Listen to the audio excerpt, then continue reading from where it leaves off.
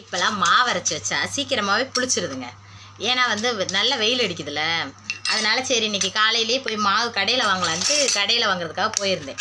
அப்போ பார்த்தீங்கன்னா ஒரு பாட்டி வந்து வாசல் தெளிச்சிட்டு இருந்தாங்க.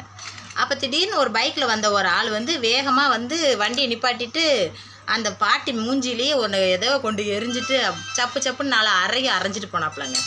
நான் போய் என்னாச்சு பாட்டி, யார் இவங்க, ஏன் இப்படி அடிச்சுட்டு போகிறாங்க அப்படின்னு கேட்டேன். ஏம்மா இதே நேரத்துக்கு நேற்று வந்து என் கழுத்தில் கிடக்கிற செயினை பிடுங்கிட்டு போயிட்டான். நான் வந்துட்டு நான் கத்தலை, எதுவுமே செய்யலை, போடா அப்படின்னு சொல்லிட்டு இருந்துட்டேன். இப்போ வந்து திரும்ப வந்து அது கவரிங் நகைன்னு தெரிஞ்ச உடனே என்னை மூஞ்சிலே அரைஞ்சிட்டு போகிறாம்மா. என்ன ஒரு உலகம்னு பார்த்தியா அப்படின்னு அந்த பாட்டி சொன்னாங்க. பார்த்தீங்களாங்க, களை வாங்குறதே எவ்வளோ பெரிய தப்பு.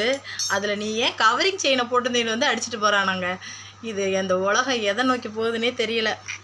நாங்கள் இன்றைக்கி சமைக்கிறேன், நீங்களும் சாப்பிட வாங்க.